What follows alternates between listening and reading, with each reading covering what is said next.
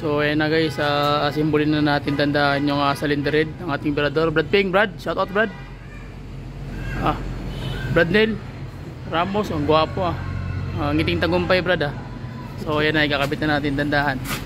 So okay, so ayan na, bago na yung valve seal.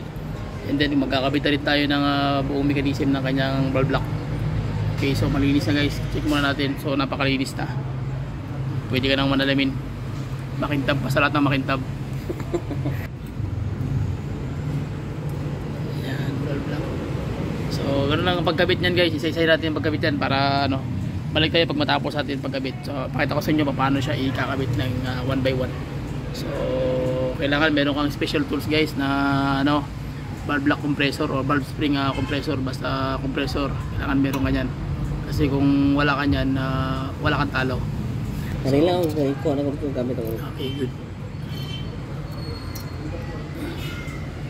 Yan, kulang pa sa diin So balik tayo guys pag matapos, pag makabit niya na lahat. Okay, so sige.